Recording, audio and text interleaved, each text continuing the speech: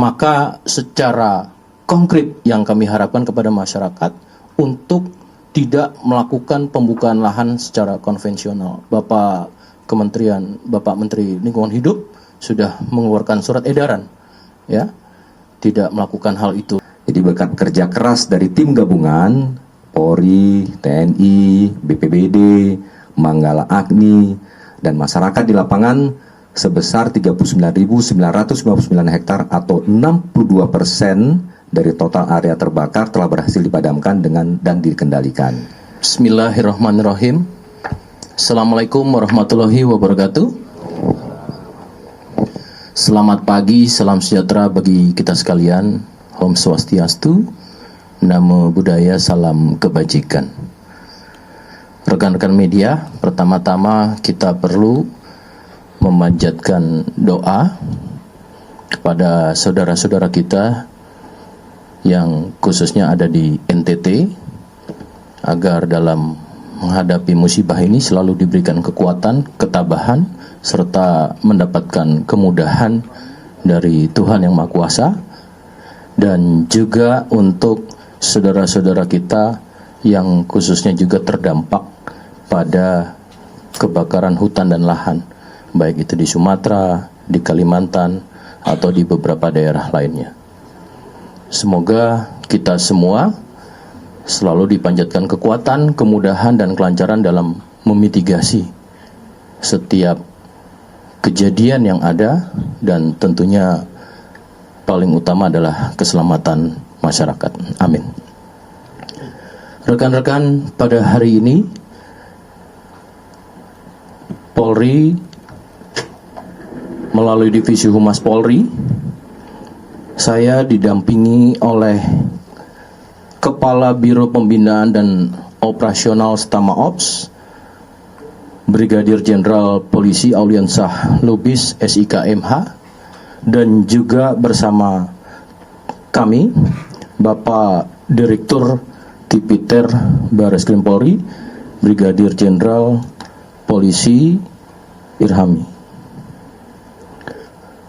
Rekan-rekan, pada kesempatan pagi hari ini nanti kami akan menyampaikan terkait khususnya di beberapa daerah yang terdampak kebakaran hutan dan lahan dari sisi atau aspek pembinaan operasional yang langsung nanti akan disampaikan oleh Karobin Ops, Stama Ops Polri, dan juga akan disampaikan terkait dengan penegakan hukum yang sudah dilakukan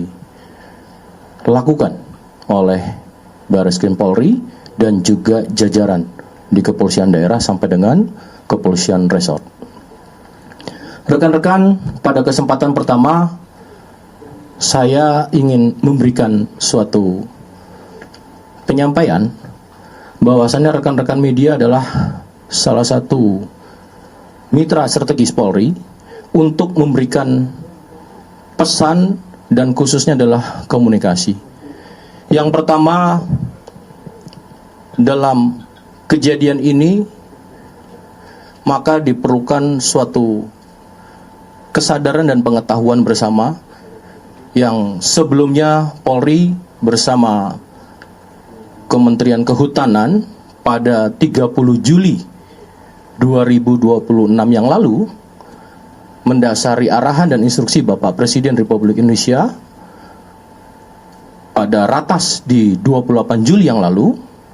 Tindak lanjutnya adalah melakukan rapat koordinasi di mana Bapak Presiden menekankan pada 28 Juli yang lalu terkait antisipasi fenomena El Nino, cuaca ekstrim, serta kebakaran hutan dan lahan atau karhutlah. Maka dalam hal ini Polri bersama Kementerian Kehutanan dan tentu dengan berbagai stakeholder terkait, diantaranya adalah Kementerian Kehutanan, Kementerian Lingkungan Hidup, BMKG, BNPB, dan Basarnas, serta TNI, di mana forum ini merupakan konsolidasi nasional dalam rangka menyatukan strategi menghadapi puncak musim kemarau di tahun 2026.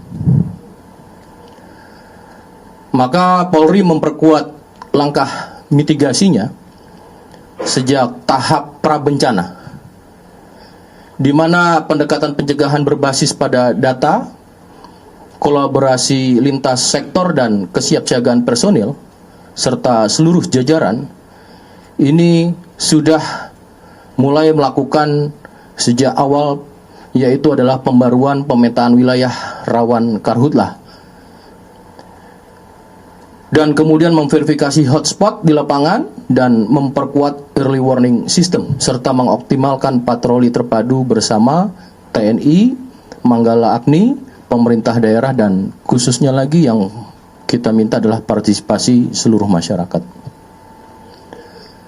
Rekan-rekan, sebelumnya Polri juga telah menggelar ratusan apel kesiapsiagaan ya dalam rangka prabencana kemarin sebelum terjadinya bencana. Kemudian juga rapat-rapat siaga, kesiapan aksi dalam kegiatannya, dan sosialisasi pencegahan kepada masyarakat. Baik itu melalui Babin Kamtipmas dan tentu bersama-sama dengan Babinsa ke seluruh wilayah yang sampai dengan menyentuh masyarakat. Rekan-rekan, di mana arahan Bapak Presiden sebagai pedoman untuk memperkuat mitigasi sejak dini dan sampai dengan saat ini, Bapak Kapolri juga bagaimana merespon dari semua arahan Bapak Presiden Republik Indonesia beserta seluruh stakeholder. Maka yang kita harapkan dengan teman-teman media, khususnya kita bisa memberikan awareness pengetahuan, kesadaran pengetahuan kepada masyarakat tentang pendekatan membangun kesadaran dan tindakan untuk melindungi lingkungan. Dalam hal ini, tentu kita ingin meningkatkan kesadaran masyarakat terkait pengetahuan dan kesadarannya. Yang nanti kami sampaikan ini bukan hanya mitigasi karhutlah dan penegakan hukum persoalan lingkungan, namun Bapak Kapolri lebih menekankan kembali menyangkut keselamatan masyarakat juga terkait perlindungan lingkungan, tindakan pencegahan, upaya peningkatan kualitas lingkungan, dan kewaspadaan terhadap ancaman yang ada. Sehingga tujuan akhirnya, mari kita sama-sama mengubah perilaku dan pola pikir kepada seluruh masyarakat bersama-sama dengan pemerintah daerah dan seluruh stakeholder terkait lingkungan demi keberlanjutan dan kesejahteraan kehidupan bangsa dan negara Indonesia.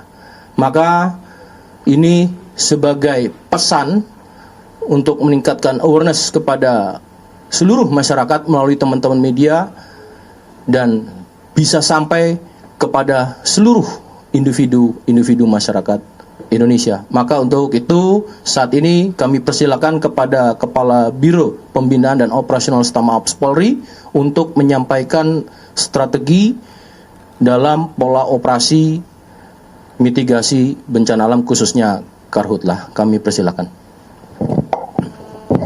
Terima kasih Pak Karopenmas, Pak Dir Tipiter, rekan-rekan media sekalian.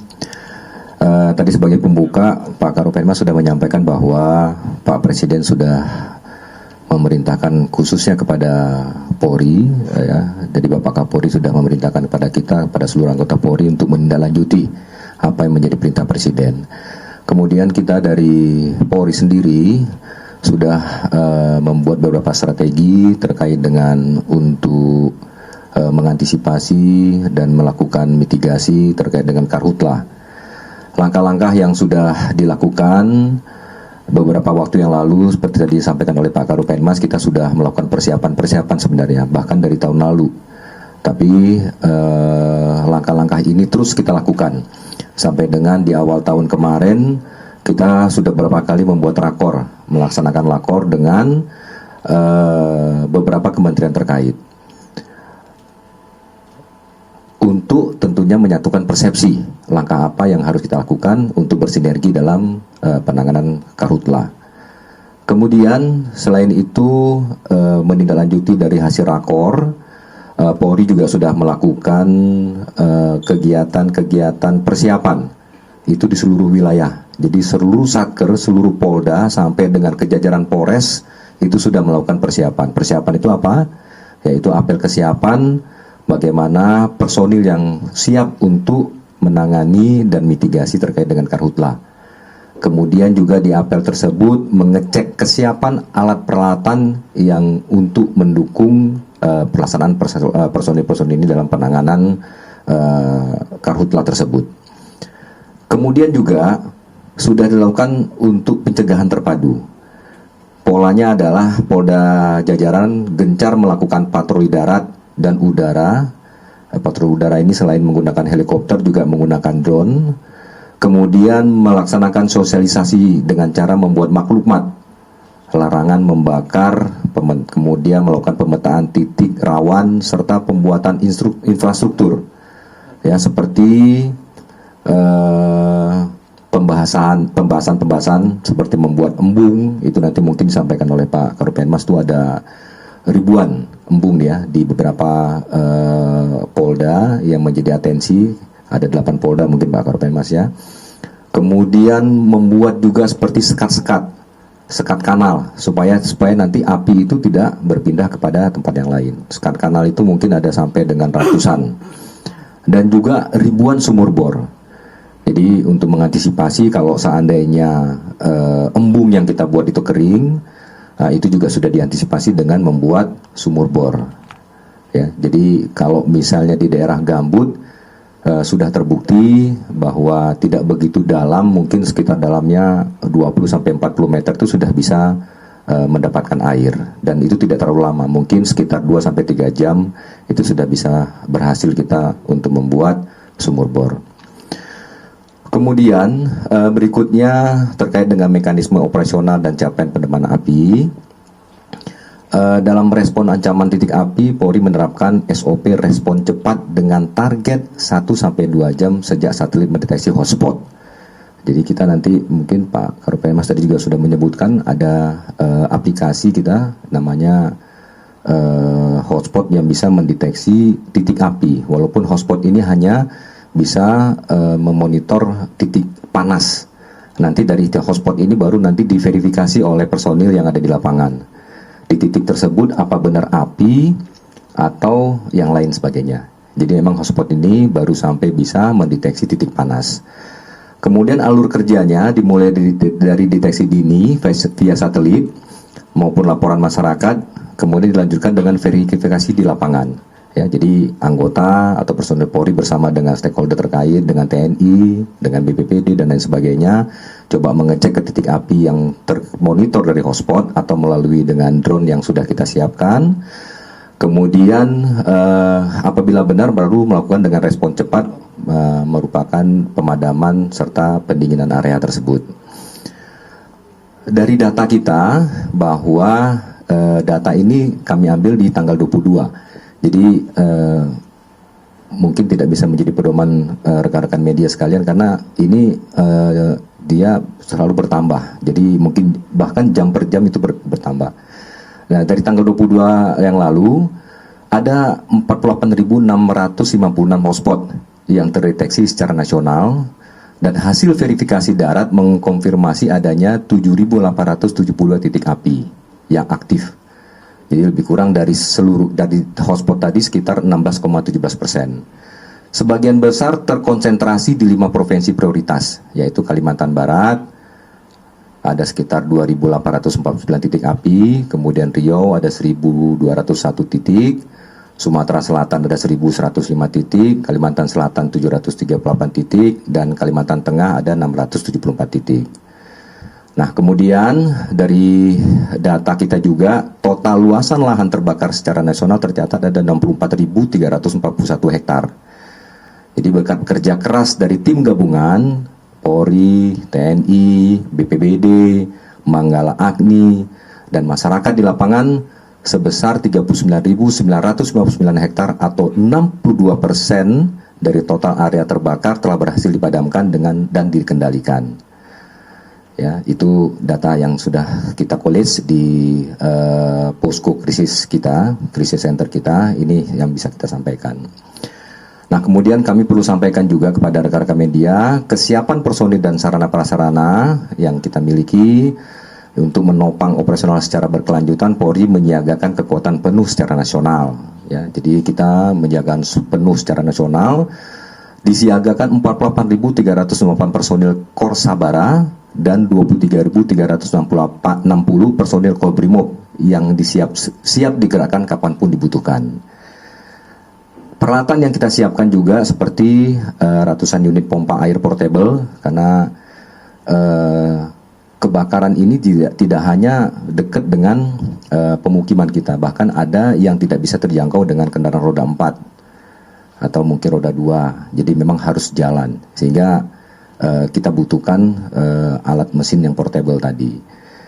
Kemudian juga kita siapkan juga ada breathing apparatus, baju tahan panas, kalau bisa dijangkau dengan kendaraan taktis SAR Karhutlah yang berkapasitas 2.500 liter dan foam 250 liter. Kemudian kita juga ada modifikasi drone fire suspension, jadi drone itu bisa terbang, membawa ada 8 bola untuk bisa ditembakkan ke titik api. Jadi kalau bisa membuat begitu lihat, oh ada titik api, kemudian drone itu akan ditembakkan ke titik api, mudah-mudahan api itu bisa padam. Kami juga dari Polri ada 2 unit helikopter yang bisa digunakan sebagai waterbooming.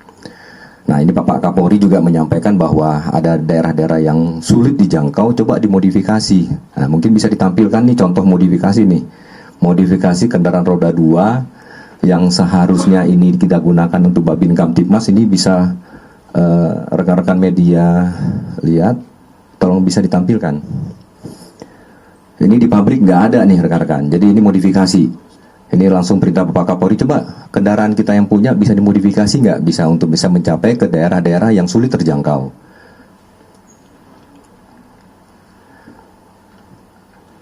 Nah, ini sangat berguna untuk rekan-rekan kita di lapangan untuk bisa memadamkan api ya di tengah-tengah lokasi titik api.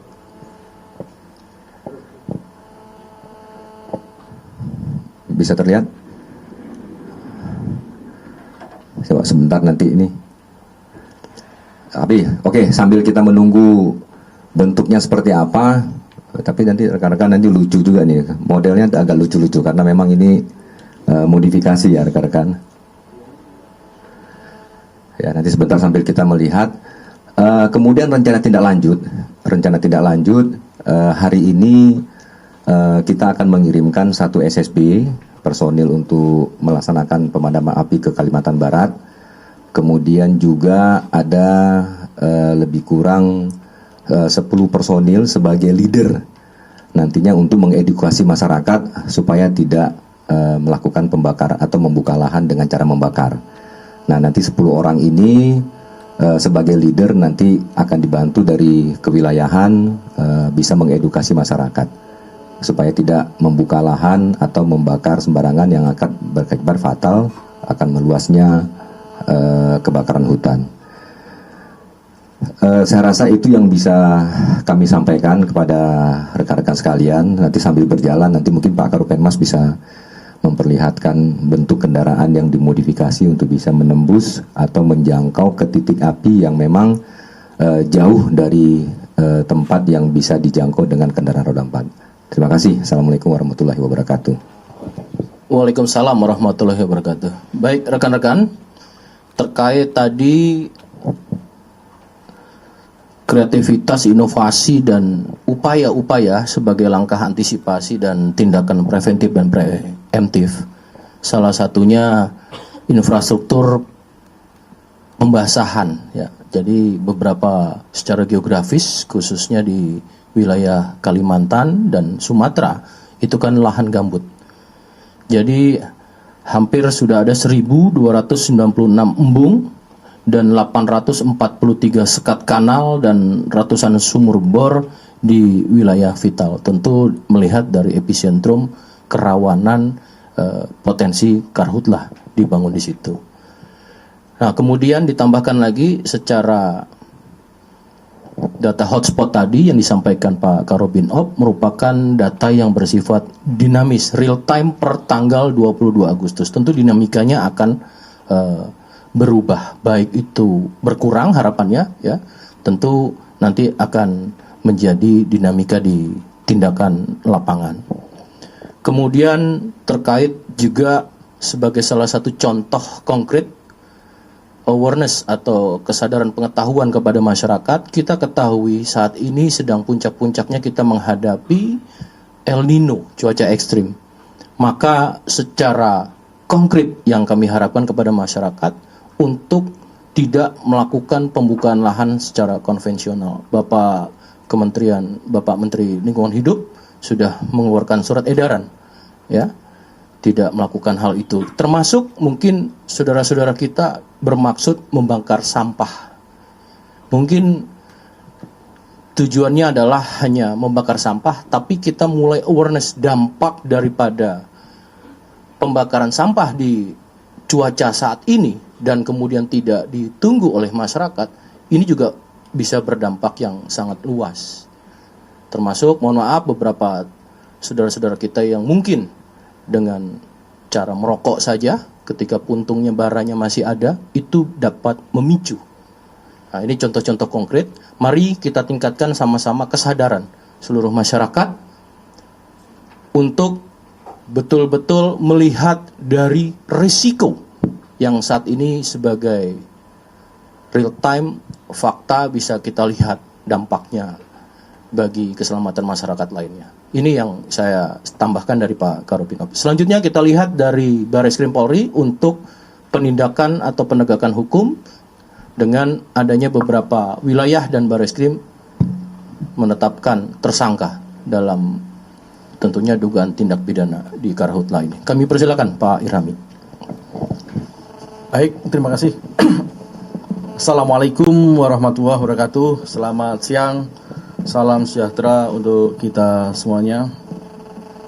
Yang terhormat Pak Karopenmas Divhumas Polri, Bapak Brigadir Jenderal Polisi Truno Yudo Wisnu Andiko SIK. Kemudian saya hormati juga Bapak Kepala Biro Pembinaan dan Operasional Stama Ops, Bapak Brigadir Jenderal Polisi Auliansyah Lubis SIK MH, izin. Kemudian Pak Kasubdit 3 Direktorat Tipiter Barreskrim Polri, Pak Kombes Pipit, serta rekan-rekan media dan seluruh masyarakat Indonesia yang kami banggakan. Pertama-tama kita panjatkan puji syukur kehadirat Allah Subhanahu wa taala yang mana pada siang hari ini kita masih diberikan kesehatan sehingga kita bisa bertemu bertatap muka dalam kondisi keadaan sehat walafiat. Bapak Ibu sekalian yang saya hormati dan saya banggakan, bahwa apa yang disampaikan oleh Pak Karops tadi sangat benar, bahwa kita sudah mulai rencanakan sudah lama. Akan tetapi manusia boleh merencanakan, tetapi Tuhan menentukan bahwa bencana kebakaran ini tetap terjadi. Oleh sebab itu, kami dari Direktorat Tipiter Barreskrim Polri selaku pembina fungsi teknis bidang penegakan hukum, tentunya kami bertugas memberikan asistensi serta bersama-sama melakukan penegakan hukum, khususnya adalah bidang kehutanan dan lingkungan hidup. Kami didampingin oleh Kasubdit 3 yang secara langsung bertanggung jawab di bidang itu. Bahwa kami bersama jajaran telah melaksanakan kegiatan penegakan hukum ini benar-benar dalam rangka untuk melindungi masyarakat yang lain. Karena apa? Mereka yang melakukan pembakaran tentunya mendapatkan keuntungan, tetapi hal tersebut justru merugikan warga masyarakat yang lain, terutama asap ataupun dampak-dampak kebakaran lainnya. Kami telah menerbitkan kurang lebih 89 laporan polisi yang tersebar di 9 polda, yang mana semua kami laksanakan kegiatan tersebut. Kami asistensi untuk memastikan bahwa proses penyelidikan dan penyidikan itu berlangsung secara profesional tentunya. Yang pertama adalah Polda Riau, rekan-rekan sekalian, Polda Kalbar, Polda Sumsel, Polda Jambi, Polda Kalteng, Polda Kalsel, Polda Kaltim, Polda Aceh, dan Polda Kaltara. Ke-9 Polda ini telah melaksanakan kegiatan proses penyelidikan dan penyidikan dengan jumlah tersangka kurang lebih yang sudah ditetapkan adalah 72 orang tersangka perorangan, yang mana proses penyelidikan dan penyidikan tersebut adalah melakukan penyelidikan dan penyidikan di titik-titik api yang terjadi di lapangan. Setelah tadi ada hotspot, kemudian dicek, ternyata benar ada kebakaran, dan kebakaran itu patut diduga adanya kesengajaan pembakaran oleh pihak-pihak ataupun orang-orang yang ada di lokasi TKP tersebut. Adapun rincian Polda jajaran, yang pertama adalah Polda Riau 32 LP dari 1.201 titik api. Jadi 1.200 titik api yang berhasil kami laksanakan kegiatan penyelidikan dan penyidikan itu baru 32 LP. Mungkin ini sebagai prioritas utama, tetapi apa yang disampaikan Pak Karubinob tadi tidak berhenti sampai di sini. Kami tetap dinamis melakukan proses penyelidikan dan penyidikan. Sampai hari ini sudah kami turunkan tim asistensi, dan nantinya kalau ada lapis kemampuan, kalaupun harus dilakukan penyelidikan dan penyidikan oleh kami dari Direktorat Tipiter Barreskrim Polri, perkara tersebut akan tentunya kami ambil alih. Kemudian dalam proses penyelidikan di Polda Riau ini ada 2 perkara, kemudian naik sidik karena sudah ditemukan peristiwa pidananya, itu 30 laporan polisi. Kemudian Polda Riau telah menetapkan kurang lebih 35 orang tersangka. Kemudian lanjut yang kedua, Polda Kalbar telah menerbitkan 18 laporan polisi dari 2.282 titik api. Ini sangat banyak memang, dan rekan-rekan tahu kemarin Bapak Presiden dan Bapak Kapolri serta Panglima TNI secara langsung turun ke lapangan ke TKP kebakaran, dan memang di sana juga sangat banyak. Modus operandinya adalah 2 hektar dibakar oleh masyarakat, dan pembakaran ini tentunya sangat merugikan masyarakat yang lain. Kemudian Polda Sumatera Selatan 15 laporan polisi dari 618 titik api.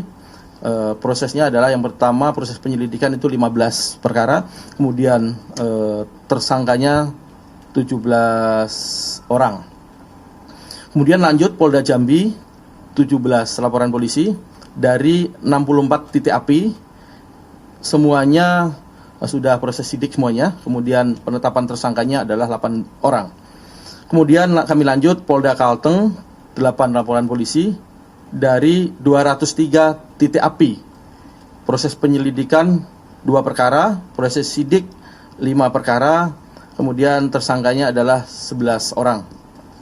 Lanjut ke-6 adalah Polda Kalsel 3 laporan polisi dari 318 titik api. Proses penyidikan 3 perkara, tersangka 2 orang. Polda Kaltim 2 laporan polisi dari 243 titik api. Proses penyelidikan 1, kemudian proses sidik 1, tersangkanya 1 orang. Kemudian lanjut Polda Aceh 2 laporan polisi dari 71 titik api.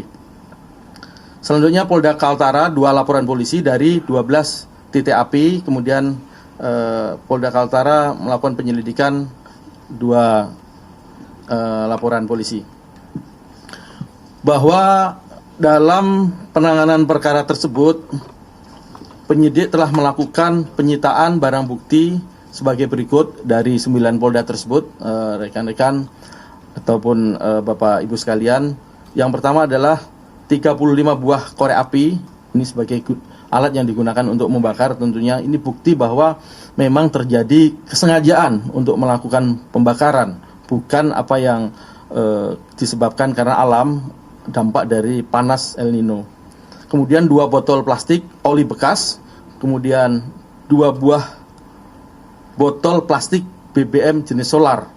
Ini sangat-sangat jelas bukti kami secara valid menetapkan proses penyidikan dan menetapkan tersangka ini berdasarkan alat bukti secara profesional. Kemudian 2 jerigen kapasitas 10 liter yang berisikan BBM jenis solar, 2 botol plastik BBM jenis Pertalite, 1 botol plastik minyak tanah, 21 parang, 2 kapak, 1 cangkul, 39 batang kayu bekas terbakar, 5 buah plastik sampel tanah terbakar, 2 unit senso, 13 plastik bekas polybag, 6 batang bibit sawit, 1 pasang sepatu boot. Dari barang bukti yang dilakukan penyitaan oleh penyelidik dan penyidik ini sangat jelas, tentunya motif pembakaran tersebut adalah pembukaan lahan tentunya. Rekan-rekan tahu ini adalah musim panas, sangat mudah untuk melakukan pembakaran dan dilakukan penanaman perkebunan sawit pada masa musim hujan nantinya. Kemudian kami lanjutkan, strategi penegakan hukumnya adalah bersama kami lakukan dengan rekan Polda jajaran melakukan penegakan hukum tindak pidana karhutla ini dengan cara memonitoring hotspot. Kemudian apabila terindikasi adanya hotspot, maka petugas Polri yang terdepan dari mulai Polsek, Polres, rekan-rekan dari jajaran Reskrim melakukan kegiatan verifikasi. Kemudian setelah dilakukan verifikasi ke lapangan, apabila terdapat fire spot atau lahan yang terbakar, maka terlebih dahulu dilakukan pemadaman dan pendinginan di lokasi karhutla. Bagaimanapun keselamatan petugas itu menjadi penting. Oleh sebab itu kami pastikan aman, baru kami laksanakan kegiatan olah TKP untuk dilakukan penyelidikan.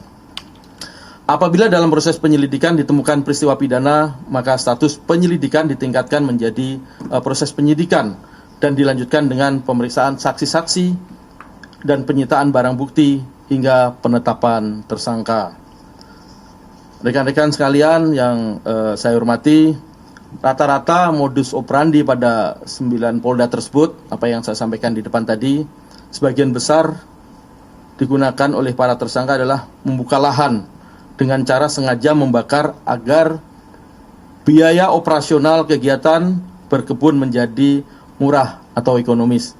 Oleh sebab itu, ini adalah kejahatan yang luar biasa tentunya, mengakibatkan korban, masyarakat yang lain demi untuk kepentingan pribadi. Kemudian pasal-pasal yang kami terapkan terhadap tersangka tersebut itu yaitu terkait Undang-Undang Kehutanan, kemudian terkait Undang-Undang Perkebunan, kemudian Undang-Undang Perlindungan dan Pengelolaan Lingkungan Hidup, kemudian Kitab Undang-Undang Hukum Pidana terkait kebakaran hutan dan lahan tersebut. Terakhir, closing statement kami adalah bahwa Polri melakukan penegakan hukum terkait perkara kebakaran hutan dan lahan merupakan bagian dari komitmen untuk menjaga kelestarian lingkungan sekaligus memberikan kepastian hukum kepada masyarakat. Setiap peristiwa karhutla akan kami tanganin secara profesional, transparan, dan berdasarkan alat bukti yang diperoleh melalui proses penyelidikan dan penyidikan. Apabila ditemukan adanya unsur kesengajaan maupun kelalaian yang memenuhi ketentuan pidana, Polri akan menindak tegas pihak yang bertanggung jawab sesuai dengan peraturan perundangan yang berlaku. Kami juga mengajak kepada seluruh masyarakat, pelaku usaha, dan pemangku kepentingan untuk bersama-sama mencegah terjadinya karhutla tersebut. Pencegahan ini menjadi penting karena apa? Karena kalau sudah terbakar tentunya butuh sumber daya yang besar, baik sumber daya manusia, anggaran, waktu kita tersita untuk melakukan pemadaman dan sebagainya. Polri akan terus hadir bekerja secara profesional dan tegas untuk memastikan setiap peristiwa karhutla ditangani secara sesuai dengan SOP yang berlaku serta mencegah kejadian serupa terjadi.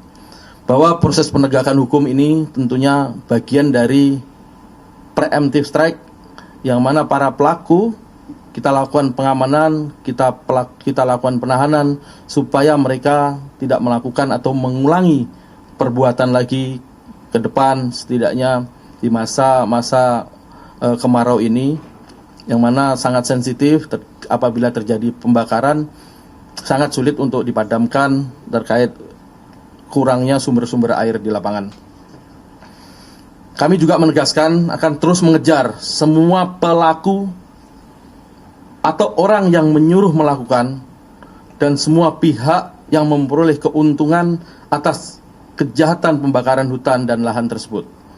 Sekali lagi, kami berkomitmen seluruh penyelidik dan penyidik di jajaran Polri bahwa kami akan terus mengejar semua pelaku atau orang yang menyuruh melakukan dan semua pihak yang memperoleh keuntungan atas kejahatan pembakaran hutan dan lahan tersebut, sehingga diperoleh kepastian hukum untuk menjaga keselamatan masyarakat yang lain.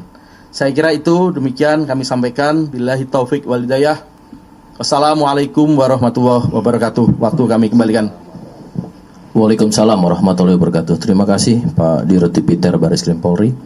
Rekan-rekan, tadi ada gambar ya yang terkait dengan inovasi menyesuaikan dengan geografis di lapangan. Ini contohnya kendaraan kendaraan Polri, itu roda 2 yang bisa menjangkau dalam bentuk jenis trail, kemudian dimodifikasi sebagai pemadam api karhutla, di mana alat pemadamnya itu bersifat mobile, portable ya, karena menyesuaikan dengan jangkauan yang akan dijangkau. Ada lagi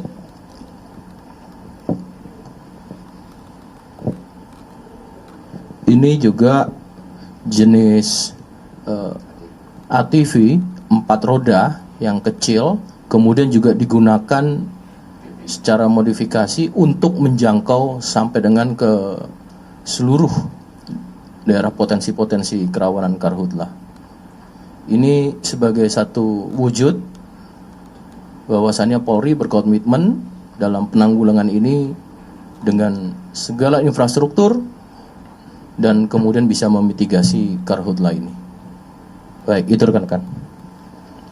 Baik, terima kasih Pak Irhami. Selanjutnya kami persilakan kepada teman-teman media. Sekali lagi silakan bertanya dan kemudian sama-sama kita untuk memberikan awareness, kesadaran pengetahuan kepada masyarakat, khususnya para masyarakat di daerah rentan kebakaran hutan dan lahan. Kami persilakan. 1, sebelah kanan saya, sebutkan nama dan medianya, nanti pertanyaannya ditujukan kepada siapa. 1 lagi, 2, 3. Segmen 1 ini saya ambil 3 dulu ya. Nanti mekanismenya bertanya langsung kami jawab, yang lainnya nanti baru dipertanyakan. Silakan. Baik, terima kasih Pak. Saya Sultan dari bisnis.com. Mau menanyakan ke Pak Irhami. Tadi kan ada sekitar 72 tersangka ya. Nah itu dia tadi alasannya itu membuka lahan untuk salah satunya penanaman sawit. Itu dia perorangan atau memang dia terafiliasi atau disuruh oleh perusahaan tertentu untuk membuka. Lalu mereka ini sejak kapan melakukan pembukaan lahan ini? Apakah memang sudah direncanakan atau secara insidental mereka tuh langsung membuka lahan gitu? Kemudian itu aja nih Pak dari saya. Terima kasih. Terima kasih Mas Sultan. Silakan untuk Direktur Tipiter untuk bisa menjawab. Dari gimana? Baik, Mas Sultan ya. Kami jawab langsung bahwa 72 tersangka tersebut sesuai hasil pemeriksaan tersangka dan para saksi, memang kebanyakan mereka sengaja membuka lahan, kemudian melakukan pembakaran. Ini kan musim kemarau akibat El Nino yang sangat panjang dan sebagainya. Dia untuk mempermudah untuk pembukaan lahan tersebut biasanya sudah ditebang mereka mulai dari Riau, Jambi, Kalbar, Kalsel, Kalteng. Itu sudah 3 bulan atau 4 bulan lalu itu mereka sudah tebang. Makanya di situ ada parang, ada alat-alat untuk melakukan penebangan kawasan lahan yang sudah terbuka sebenarnya. Karena untuk membersihkan, untuk dilakukan land clearing kan mahal kalau menggunakan alat, apalagi BBM juga mahal sekarang, menggunakan sewa alat juga mahal. Yang paling mudah adalah dibakar. Selain itu, pasca pembakaran itu tanahnya menjadi lebih subur karena hasil pembakaran abu dan sebagainya itu bisa menjadi pupuk. Makanya ini menjadi favorit untuk mereka melakukan modus seperti ini. Akan tetapi kami tetap berkomitmen dengan integritas dan kemampuan yang ada kami, walaupun antara jumlah pembakaran dengan personil itu juga cukup timpang, akan tetapi kami skala prioritas akan kami bagi untuk melakukan penegakan hukum, mengejar pelaku-pelaku baik individu ataupun korporasi yang terlibat. Sebagian besar pengakuannya masih individu, tetapi nanti akan kami lihat dari transaksi keuangannya. Apakah biaya itu biaya pribadi ataupun ada aliran-aliran dari korporasi yang menyuruh atau memerintahkan mereka untuk melakukan pembakaran. Kami tidak percaya apa pengakuan dia, tetapi fakta, bukti, transaksi ataupun evidence lain akan kami cari apakah ada keterlibatan pihak-pihak lain ataupun korporasi yang memerintahkan pembukaan tersebut. Demikian, Mas. Pak, satu lagi maaf berikan. Jadi secara umum dari 72 tersangka ini itu rata-rata dampaknya terhadap perusahaan itu berapa hektar? Apakah tadi yang disampaikan itu 2 hektar rata-ratanya atau mungkin bisa lebih luas dari itu, Pak? Khususnya di Kalbar itu kan ada perda yang mengatakan boleh 2 hektar. Akan tetapi yang dibakar 2 hektar dampaknya bisa sampai kemana-mana, nggak bisa dikendalikan. Kondisi kemarau panjang El Nino seperti ini, air tidak ada, kemudian kondisi tanah, kondisi kayu-kayu yang sisa ditebang ini kering, tentunya siapa yang bisa mengendalikan untuk 2 hektar ini? Kami pastikan, kami berkomitmen tetap dilakukan proses penegakan hukum untuk menjaga lingkungan-lingkungan lain ataupun areal-areal yang lain agar tidak dilakukan yang sama. Kalau 2 hektar seluruh Kalbar itu semua 2 hektar, tentunya juga seluruhnya terbakar nantinya. Demikian, Mas. Baik, terima kasih ya Mas Sultan. Selanjutnya sebelah kiri dulu tadi ya, nomor 2. Silakan. Pak Lydia dari CNN, mungkin ada sedikit kemarin kan pas Pak Mensesnek menemani Pak Presiden ke sana disebutkan tadi kan baru disebutkan 72, padahal Pak Mensesnek kemarin bilang ada 4 korporasi yang sudah dalam proses penyidikan. Nah, apakah dari tim Polri sendiri sudah ada koordinasi 4 korporasi itu siapa aja? Apakah mereka adalah perusahaan sawit yang ada di Kalimantan atau seperti apa? Mungkin itu aja, Pak. Terima kasih Mbak Lydia, CNN ya. Kami persilakan Pak Dir. Baik, terima kasih Mbak Lydia. Kami sampaikan dari awal, kami akan melaksanakan kegiatan proses investigasi, baik penyidikan secara profesional. Basisnya adalah alat bukti. Alat bukti di TKP berdasarkan olah TKP, kemudian keterangan saksi-saksi yang ada, kemudian keterangan tersangka adalah pengakuan tidak menjadi utama yang mutlak, tetapi alat bukti yang harus kami cari. Kami kelebihannya penyidik adalah bisa geledah, bisa nyita, bisa koordinasi dengan PPATK untuk mencari arus ataupun aliran transaksi keuangan. Tentunya dia membakar tidak akan mau gratis, pasti ada pemodal, pendana, pasti diberikan uang itu dari mana, itu yang kami cari. Tapi kalau dipastikan sampai saat ini kami sedang proses, mohon sabar, kalau ada pasti nanti kami informasikan kepada rekan-rekan media ataupun ke publik. Demikian. Terima kasih Pak Irhami. Jadi proses ini secara simultan atau kesinambungan masih berlangsung ya, apa yang kami sampaikan ini. Baik, silakan. Sekali lagi yang ketiga pertanyaan, silakan. Baik, perkenalkan saya Anwar dari Detikom. Izin bertanya Pak, untuk yang pertama kan sudah ditetapkan 72 tersangka. Nah, saya ingin memastikan itu tempusnya dari bulan apa ya Pak? Nah, lalu yang kedua, kemarin sempat viral Pak di Kalteng. Itu ada pria bersenter yang udah ditangkap dan ditangani sama kepolisian. Nah, kemarin kan tadi kan disebutkan bahwa di Kalteng itu sudah ditetapkan 11 tersangka ya Pak. Nah, apakah si pria center ini sudah termasuk salah satunya? Itu aja. Terima kasih. Baik, dari Detikom ya. Tempusnya adalah mulai Februari sampai sekarang. Sebenarnya kita kan sudah menyiapkan, mengantisipasi kegiatan-kegiatan pada saat kemarau panjang seperti ini akan terjadi. Kemudian apa yang disampaikan tadi, yang kedua tadi terkait yang pria presenter itu sudah masuk, sudah disidik dan tetapkan tersangka. Demikian. Cukup ya Mas Harpar. Baik, saya buka sesi kedua. Segmen ini 3 penanya, silakan. Cukup, rekan-rekan? Oh, ada satu di sebelah kanan saya. Silakan, Mbak.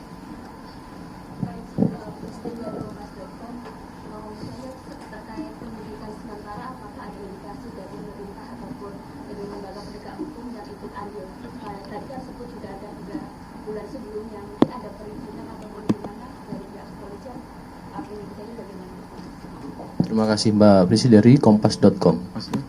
Ulangi Mbak. Ulangi pertanyaan yang spesifik saja langsung.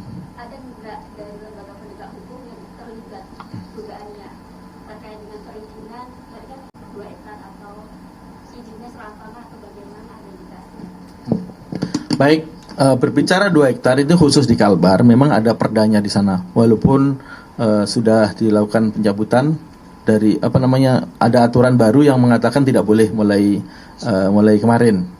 Oleh sebab itu 2 hektar ini kami mohon untuk rekan-rekan masyarakat Kalbar juga tidak dilakukan lagi. Akan tetapi pertanyaan dari Mbak tadi terkait penegak hukum dan sebagainya, aparat ataupun pejabat-pejabat sampai saat ini belum ditemukan. Tetapi kami masih dinamis ya. Tentunya alat bukti kami basisnya adalah alat bukti. Alat bukti di TKP itu apa? Orang, keterangan saksi, kemudian petunjuk-petunjuk transaksi keuangannya. Ini sedang kami kejar tentunya, tidak berhenti di sini. Tidak berhenti pada aktor lapangannya. Tetapi kepentingan dari kegiatan pembakaran itu untuk apa? Untuk siapa? Itu pasti akan kami kejar sampai tuntas. Demikian, Mbak. Ya, jadi untuk yang tadi disampaikan ada pencabut itu ada surat edaran nomor 16 tahun 2026 ya dari Menteri Lingkungan Hidup tentang larangan pembukaan lahan dengan cara membakar. Mungkin ini juga bisa disosialisasikan oleh teman-teman semua kepada masyarakat. Satu lagi Mbak, silakan. Silakan Mbak. Sejauh ini apakah sudah ada korban jiwa yang teridentifikasi serta apakah ada kerugian gitu atas kebakaran lahan yang ada di beberapa wilayah? Baik. Untuk kerugian baik itu fisik, kesehatan dan jiwa ya tentu ini nanti secara ranahnya kami akan rakor ya melihat dari dampak kesehatan mungkin dari di bidang Kementerian Kesehatan ya dengan pemerintah daerah dan juga terkait dengan kerugian material lahan tentu kementerian terkait stakeholder ini akan kita sampaikan. Namun ranah yang kami sampaikan di sini adalah bagaimana proses penegakan hukum ini bisa efektif dan kemudian dalam proses mitigasi bencana yang sudah ada khususnya karhutla bisa teratasi, terkendali dan kemudian kembali pada kondusif. Itu Mbak Intan ya. Silakan satu lagi. Siapa Mas? Silakan. Dari para tersangka ini dari penyidikan dan penyelidikan para tersangka ini memang individu atau memang ada komunikasi dari tersangka satu ke tersangka lainnya Pak? Maksudnya apakah ada komunikasi dari para tersangka ini sehingga melakukan tindakan yang sama gitu Pak? Ditujukan kepada Pak Dir ya? Pak Dir. Oke, baik silakan Pak Dir. Poin langsung saja. Poinnya adalah apakah para tersangka ini saling berkomunikasi gitu? Oh, ada keterkaitan satu sama lainnya. Satu hal sama yang lain atau memang mereka saat ini pendidikannya sendiri-sendiri? Oh, Baik, rekan-rekan, sekali lagi bahwa basisnya adalah keterangan saksi, keterangan tersangka di TKP dan alat bukti lain. Sampai hari ini yang kami temukan sebagian besar adalah individu-individu yang memang untuk kepentingan dirinya dan kepentingan yang menyuruh orang lain. Tetapi antara satu dan yang lain sedang kami kembangkan. Jadi nantinya adalah yang paling penting adalah bukti transaksi keuangan. Ini siapa yang bisa melihat? Kalau dia pasti keterangannya untuk saya Pak, untuk pribadi saya dan sebagainya. Mungkin demikian Mas ya. Ya, silakan Mas. Dari mana? Silakan. Pak, kami dari Tribun.com Pak, tadi barusan Pak Adir menyinggung soal ada transaksi keuangan Pak. Nah, apakah sudah bisa disebutkan Pak nominal yang saat ini sudah ditemukan dari transaksi keuangan para tersangka ini berapa yang mereka terima dari transaksi itu? Baik. Untuk transaksi keuangan sedang pendalaman. Apakah mereka ada yang menyuruh, kemudian ada yang membiayai? Tentunya alat-alat pembayaran mereka, transaksi rekening sedang kami upayakan untuk kerjasama dengan PPATK. Demikian. Nanti belum bisa terkait nominal ya Pak ya, sudah diperoleh oleh tim. Belum. Ya rekan-rekan, sekali lagi ini secara simultan masih ya. Proses ini kan masih terus berjalan. Saya tambahin dikit Bang. Ya, silakan Pak Dir. Baik rekan-rekan sekalian, saya menambahkan bahwa kegiatan pembakaran hutan dan lahan ini kita tahu bahwa saat ini adalah kemarau panjang, El Nino, kami menghimbau kepada masyarakat ataupun rekan-rekan yang punya kepentingan untuk itu, untuk tetap tidak melakukan pembakaran tentunya, supaya tidak terjadi permasalahan-permasalahan ini secara luas. Ini mungkin belum terlalu meluas banget, tetapi kalau tetap dilakukan pembakaran akan lebih luas dan penanganannya akan lebih sulit tentunya. Ini kami menghimbau. Kalaupun ada aturan-aturan pemakluman pembakaran, mohon untuk tidak dilaksanakan tetap, karena ini musim kemarau panjang. Dari aspek setelah dibakar nanti untuk meredakan, untuk memadamkan dari mana? Sumber airnya juga susah di lapangan dan sebagainya. Ini perlu kami sampaikan kepada bapak-bapak, rekan-rekan media untuk disosialisasikan kepada masyarakat tentunya. Mungkin demikian. Ya, silakan satu lagi dari Detik. Memastikan satu lagi, ini kan tadi tersangka disinggung ada 72 ya Pak. Nah kalau saya boleh rinci, itu kan Polda Riau ada 35, Sumsel ada 17, Jambi ada 8 orang, Kalteng ada 11 orang, Kalsel 2 orang, Kaltim 1 orang. Nah itu kebetulan saya barusan hitung itu ternyata 74 orang Pak ketika saya rinci. Apakah sebenarnya ada 74 orang dari sebelumnya 72 orang begitu Pak? Satu, ada keterangannya kurang satu kan? Satu SP3 penghentian penyelidikan. Nanti rilisnya ada lengkapnya.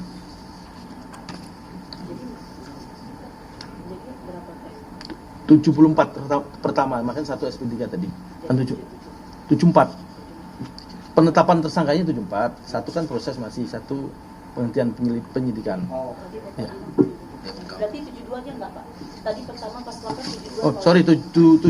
Iya. Oh, 72. Iya. Oh 72 yang satu udah ini satu. Pak, berarti dari 74 SP31 berarti 73 Pak atau seperti apa? Iya.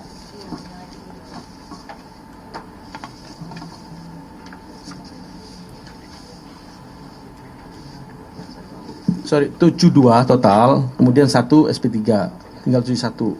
Iya. Iya. Cukup ya, rekan-rekan ya. Paling paham. Jadi rekan-rekan, proses ini terus bersinambungan ya. Dan simultan ini Polda, beberapa 9 Polda dan Barreskrim Polri terus akan mengkurasi terkait dengan pendalaman baik itu penyelidikan maupun proses penyidikan yang ada. Ya, gitu. Silakan Pak Dir. Ada tambahan? Baik, yang paling akhir penekanan dari kami penegak hukum dalam hal ini Barreskrim Polri khususnya Direktorat Tipiter bersama rekan-rekan Polda jajaran. Di sana ada Direktorat Kriminal Khusus dan Subdit Tipiter khususnya akan berkomitmen secara masif akan melakukan penegakan hukum terhadap para pelaku. Kami akan kejar sampai orang yang menerima keuntungan atas pembakaran tersebut, baik korporasi ataupun individu, akan kami lakukan pengejaran dan lakukan penegakan hukum secara tegas tentunya. Alasan apapun, alasan ekonomi, mudah dan sebagainya, itu tetap tolong jangan dilakukan pembakaran di saat-saat seperti ini. Saat-saat kemarau panjang, El Nino, tidak boleh. Karena apa? Karena kalau sudah terbakar tentunya akan sulit dipadamkan, mengingat di lapangan sumber-sumber air juga susah ditemukan apa yang disampaikan oleh Pak Karupinov tadi. Demikian waktu dan tempat kami kembalikan ke Pak Karupin, Mas. Terima kasih Pak Irhamni. Cukup rekan-rekan? Mungkin satu lagi Pak, itu dari puluhan tersangka yang sudah ditetapkan itu terkait latar belakangnya apa ya Pak? Seperti pekerjaan sehari-harinya itu apa ya Pak? Pekerjaannya mereka pekerja serabutan tentunya, memang petani rata-rata, membuka lahan, kemudian menanam sawit dan sebagainya. Petani ladang. Cukup ya rekan-rekan. Baik, terima kasih rekan-rekan. Sekali lagi rekan-rekan adalah mitra strategis. Di sini pesan-pesan apa yang kami sampaikan tentu akan bisa sampai masuk kepada individu-individu masyarakat, khususnya awareness, pengetahuan, kesadaran masyarakat terhadap risiko ya, apa yang berdampak di khususnya cuaca El Nino atau cuaca ekstrim saat ini. Maka sekali lagi kami sampaikan, yang kami sampaikan ini adalah bukan sekedar hanya mitigasi karhutla dan penegakan hukum persoalan lingkungan saja, tapi juga kita awareness terhadap keselamatan masyarakat dan tentunya adalah perlindungan terhadap lingkungan sebagai suatu keberlanjutan dan kesejahteraan bagi kehidupan bangsa Indonesia. Terima kasih, saya tutup teman-teman. Wassalamualaikum warahmatullahi wabarakatuh. Wassalam.